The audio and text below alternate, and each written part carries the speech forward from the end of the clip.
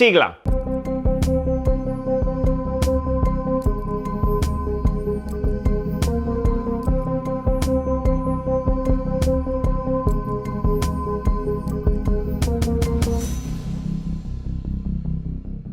C'è un aspetto della fotografia che io amo particolarmente e che nella stragrande maggioranza dei casi viene assolutamente trascurato, vuoi per pigrizia, vuoi per mancanza di alcune basi della materia, probabilmente.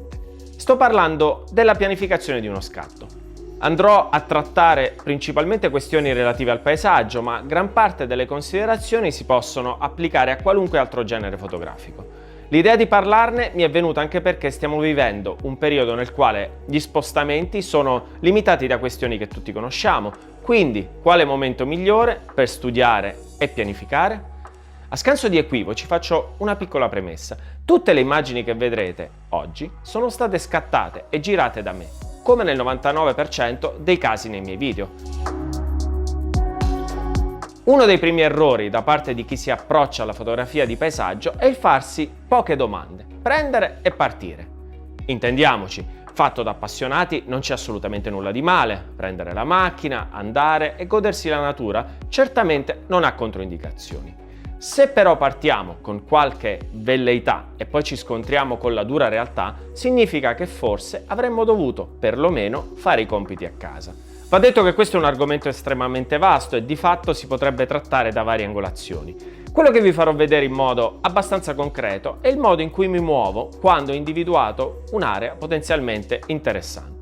Sia che io debba pianificare un viaggio come quello a Tenerife dell'anno scorso o che vada alla ricerca di angoli nascosti della nostra regione, io amo osservare mappe e interpretarle fotograficamente.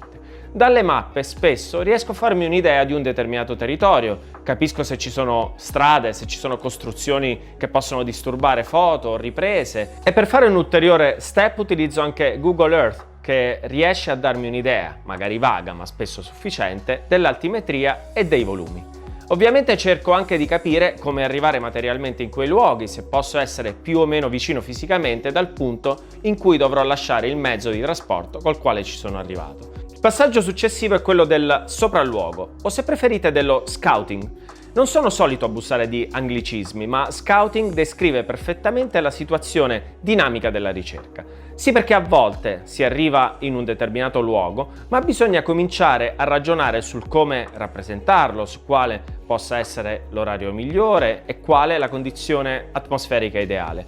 Oltre a quello potrebbero anche presentarsi scenari particolari che, per quanto possa essere stimolante fare ricerche su una mappa, certamente non è come guardare le cose con i propri occhi. I pericoli più grandi si nascondono spesso dietro i sentieri brevi.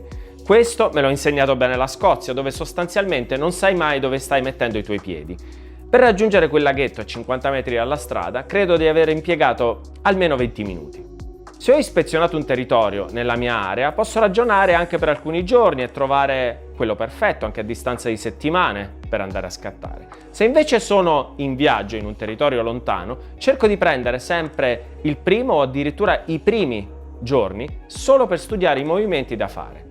Se l'area è relativamente circoscritta, la scelta ideale è quella di trovare un punto di partenza che dia la possibilità di cambiare il percorso da fare anche il giorno stesso.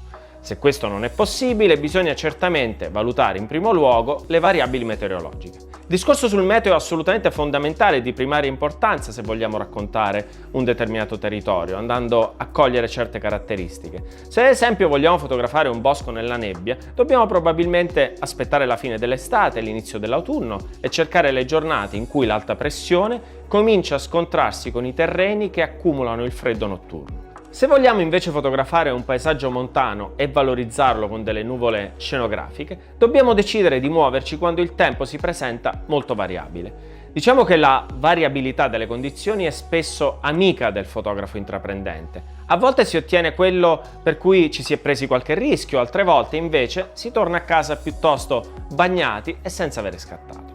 Ma questo fa parte del gioco e diventa una vera sfida. I modelli delle correnti possono certamente aiutarci in questo senso, ma logicamente la meteorologia ha troppe variabili e non può darci delle certezze, ma solo dati che noi possiamo interpretare al meglio. Un'altra cosa che può a livello potenziale darci una grossa mano sono le webcam.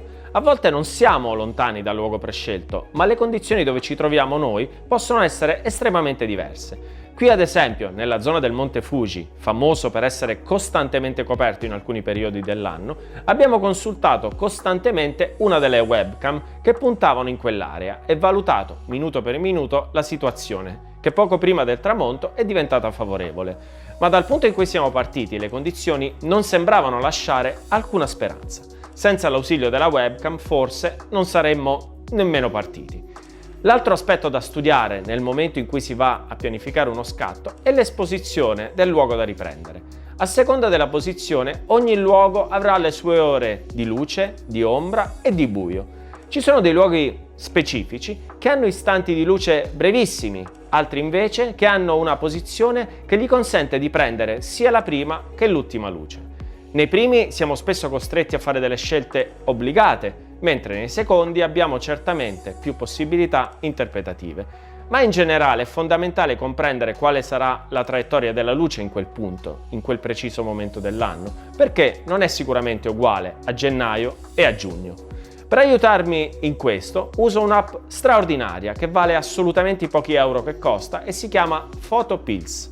Non solo vi dà l'indicazione della traiettoria del Sole e della Luna in quel preciso momento, ma vi dà anche altre indicazioni utili su esposizione, profondità di campo, focale e un numero imprecisato di altre cose. Non potrei farne a meno, è come uno strumento fotografico, al pari dei miei corpi macchina e delle mie lenti. Ho citato poco fa la Luna e mi vengono in mente le sessioni fotografiche in notturna. Questo argomento meriterebbe in sé un approfondimento in una puntata intera e probabilmente lo farò in futuro. Quando si scatta di notte bisogna tenere in considerazione molti fattori, l'assenza di nuvole, ma anche di foschia, il periodo dell'anno se vogliamo fotografare ad esempio la Via Lattea, la presenza o meno della Luna e la posizione se vogliamo realizzare uno star trail.